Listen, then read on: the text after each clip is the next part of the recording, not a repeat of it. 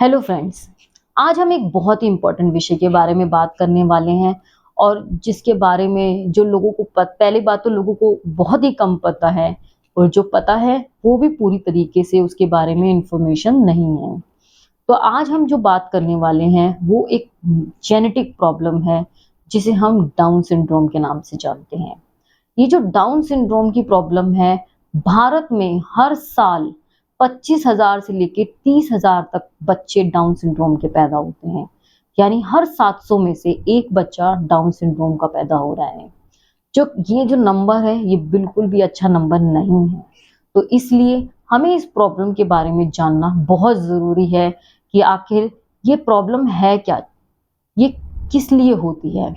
तो इसलिए आज हम इस वीडियो में जानने वाले हैं कि डाउन सिंड्रोम क्या होता है, आखिर ये क्यों होता है, क्या इसे हम होने से रोक सकते हैं, क्या इसका कोई इलाज है, या फिर अगर डाउन सिंड्रोम के बच्चे पैदा होते हैं तो उनको हमें केयर किस तरीके की देनी है, हमें उनको एक सामान्य जीवन जीने के लिए किस तरीके से ट्रेनिंग देनी है, इनको क्या क्या हमें अधिकार दिलाने हैं।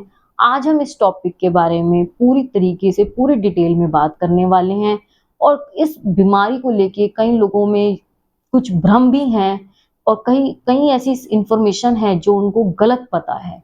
तो आज हम इस टॉपिक के बारे में बात करेंगे। तो चलिए आज की वीडियो हम शुरू करते हैं।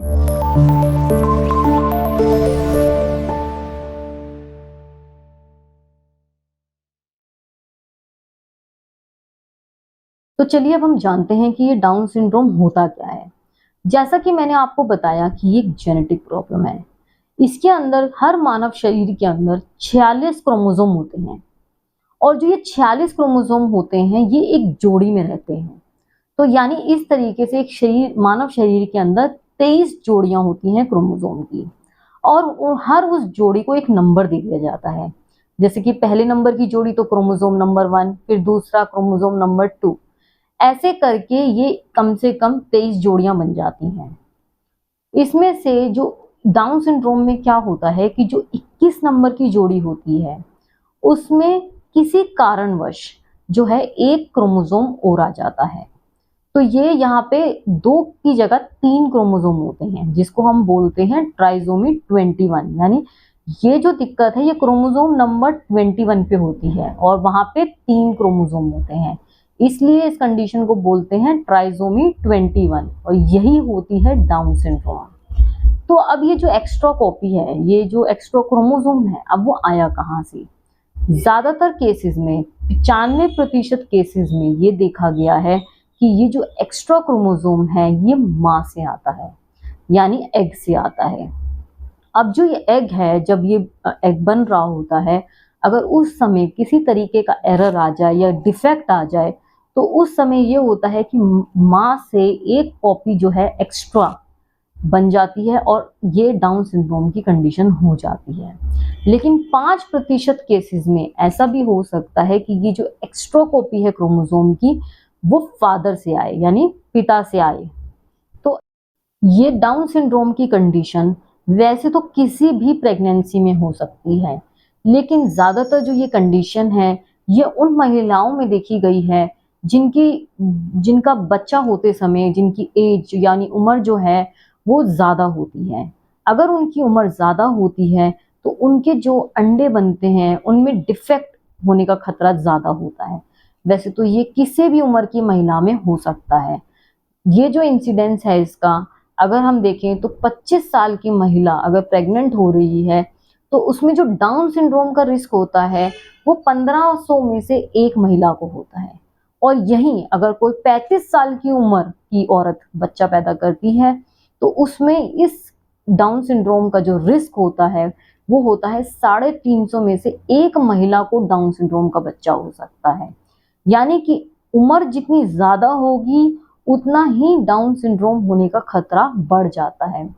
तो जो ऐसी महिलाएं हैं जिनकी उम्र ज़्यादा है और वो जो बच्चा कर रही हैं, तो उनको ये बहुत ध्यान रखना है कि वो इस डाउन सिंड्रोम से बचाव के लिए जो टेस्ट होते हैं प्रेगनेंसी के दौरान वो टेस्ट ज़रूर कराएं। क्यों? क्योंकि उनमें सबसे ज़्यादा खतरा है। वैसे तो ये हर महिला को जो प्रेग्नेंट है ये टेस्ट करवाने चाहिए, लेकिन उन महिलाओं को जिनको 35 साल से ज़्यादा उम्र है या फिर जिनका पहला कोई बच्चा जिसको डाउन सिंड्रोम हो चुका है, उनको और भी ज़्यादा इस चीज़ को लेके सतर्क रहना चाहिए। और जो प्रेगनेंसी में होने वाले टेस्ट हैं जिससे ये पता लगाया जा सकता है कि बच्चे में डाउन सिंड्रोम का रिस्क कितना है, उनको वो ज़रूर कराना चाहिए। दूसरा, जो महिलाएं बहुत ज़्यादा स्ट्रेस लेती हैं, उनमें भी डाउन सिंड्रोम की कंडीशन ज़्यादा पाई गई है। ज़्यादा स्ट्रेस लेने की वजह से अंडे का डेवलपमेंट ठीक से नहीं हो पाता और एक एक्स्ट्रा कॉपी बन जाती है जो कि बच्चे में चली जाती है और ट्राइसोमी 21 होके डाउन सिंड्रोम हो जाता है। अब इस कंडीशन को कब बचाव कैसे किया जा सकता है?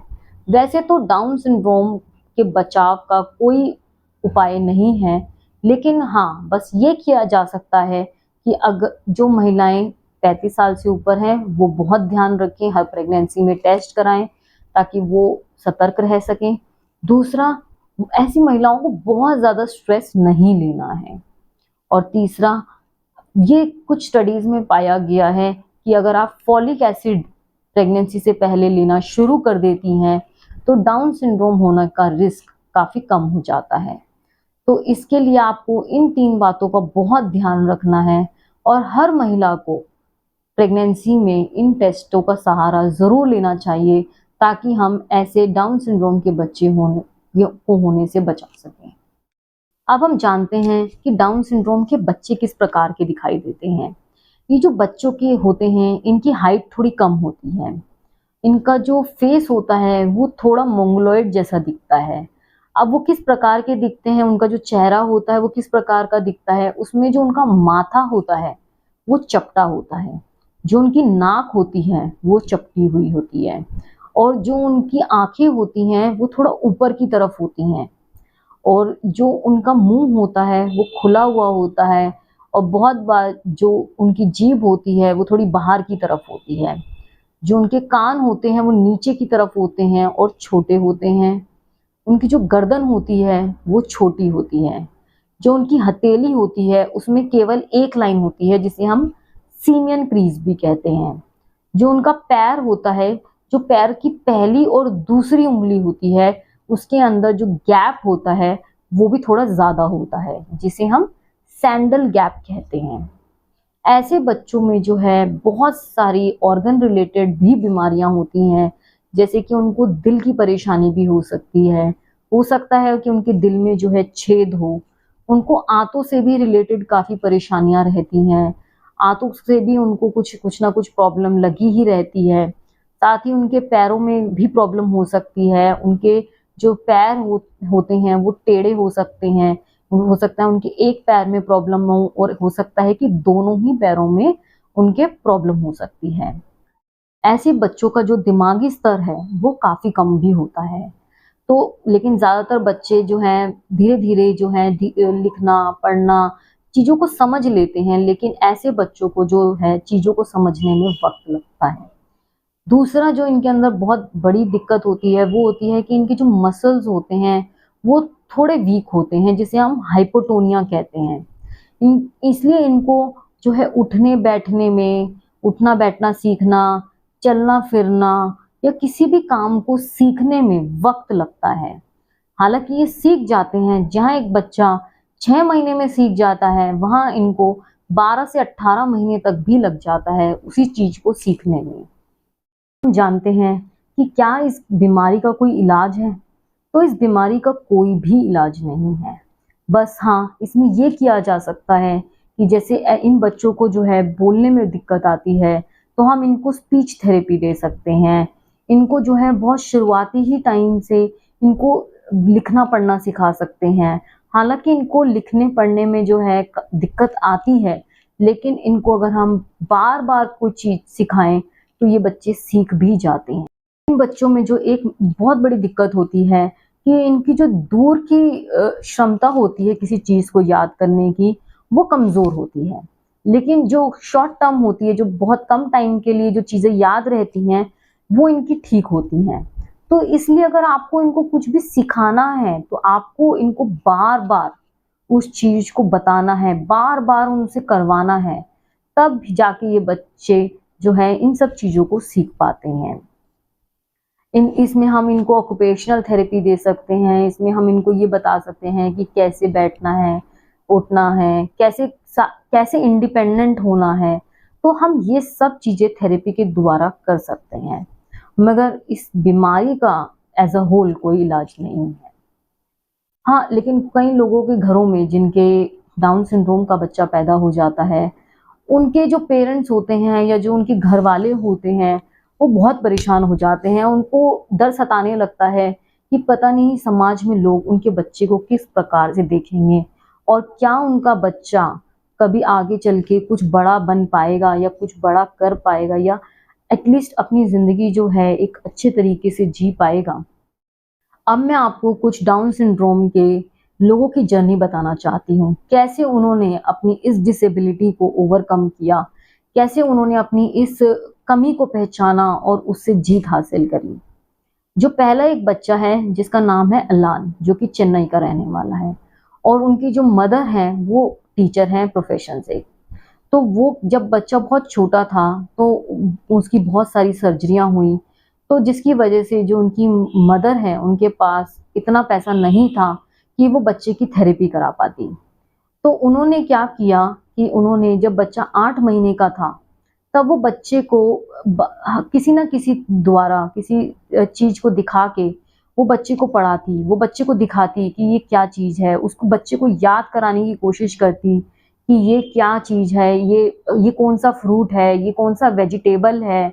इस तरीके से वो उस बच्चे को पढ़ाती और इंडिपेंडेंट बनाने की कोशिश करती थी। वो बच्चे को जो है अपने साथ मार्केट में ले जाती थी और उसको वहाँ पे बार-बार बताती थी, बार-बार उससे पूछती थी कि ये कौन-सा फल है, ये कौन-सी सब्ज़ी है, इस सब्ज़ी का क्या नाम है, इसका क्या नाम है। बच्चे से बहुत तरीके की एक्सरसाइज़ करवाती थी, जैसे कि अगर घर में मेहमान आते हैं तो उनको कैसे हैंडल करना है, अगर फ़ोन आता है तो उस पे कैसे बात करनी है, कैसे किस तरीके से बिहेव करना है। वो हर बच्चे को हर वो चीज़ सिखाती थी ताकि जो उनका बच्चा है वो इंडिपेंडेंट हो सके। और उनका एक ही चीज़ था कहना कि mother is the best therapist, और वो उस बच्चे के लिए बेस्ट थेरेपिस्ट बनी भी। जो दूसरी बच्ची है डाउन सिंड्रोम की, वो है अन्वी। ये जो बच्ची है गुजरात की रहने वाली है। इसकी जो उम्र है वो 14 साल है। जब बच्चे को डाउन सिंड्रोम डायग्नोज हुआ था, तो उनके जो पेरेंट्स हैं वो बहुत परेशान हुए कि हम अपने बच्चे को किस तरीके से आत्मनिर्भर बनाएं। तब उन्होंने ये देखा और महसूस किया कि जो उनकी बच्चे की बॉडी है वो बहुत ही फ्लेक्सिबल है, बहुत ही लचीली है। तब उन्होंने बच्चे को योगा की ट्रेनिंग दिलानी शुरू की और वो बच्ची आज इतना अच्छा योगा करती है कि जो वो बच्ची है आज रबर गर्ल के नाम से जानी जाती है। और उसको इसी साल सितंबर 2022 में प्रधानमंत्री नरेंद्र मोदी के सामने योगा करने तक का मौका मिला। और प्रधानमंत्री जो है हमारे, उन्होंने बच्चे के लिए जो है बच्चे को बहुत ब्लेसिंग दी और उस बच्चे के बारे में मन की बात में बात करने तक की बात कही। और इसी बच्चे को इसी साल जनवरी 2022 में राष्ट्रीय बाल पुरस्कार भी मिला। तो एक डाउन सिंड्रोम का बच्चा, जो सबको ऐसा लगता है कि ज़िंदगी में कुछ नहीं कर पाएगा, पता नहीं आत्मनिर्भर भी बन पाएगा या अपना ही कुछ कर पाएगा कि नहीं, आज देखो उस बच्चे ने कितना कुछ कर दिखाया है। और जो तीसरा जो मैं एग्जाम्पल देना चाहती हूँ आपको डाउन सिंड्रोम का, वो है गोपी कृष्णन का।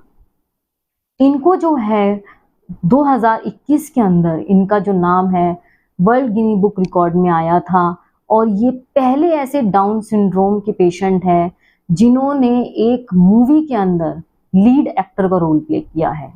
और वो एक मूवी है जो कि मलयालम मूवी है थिरेके करके, उसमें इनका लीड रोल है।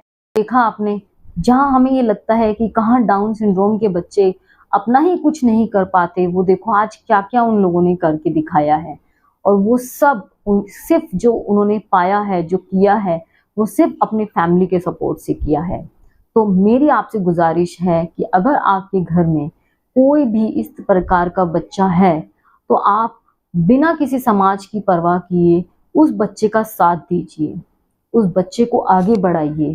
वो बच्चे को आपकी सबसे ज़्यादा ज़रूरत है।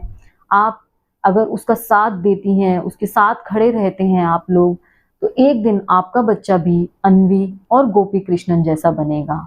वो आपका नाम बहुत आगे तक लेके जाएगा। तो मेरी आपसे यही गुजारिश है कि अगर आपके घर में ऐसा कोई बच्चा है, उसका साथ दीजिए, उसको उसके साथ भेदभाव ना होने दें, उसका पूरा साथ दें और उसको आगे बढ़ाएं।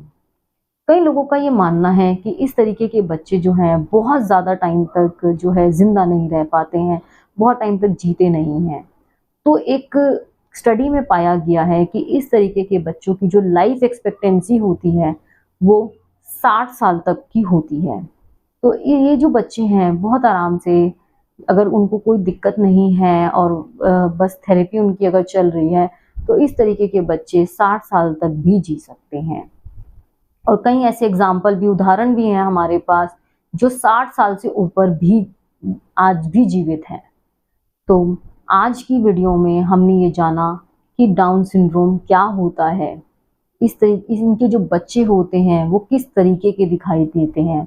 एक और इन बच्चों के बारे में टिपिकल होता है, ये जो बच्चे होते हैं बहुत खुश नजर आते हैं। अगर आप इनके चेहरे देखेंगे तो इनके चेहरे बहुत ही खुशी वाले होते हैं।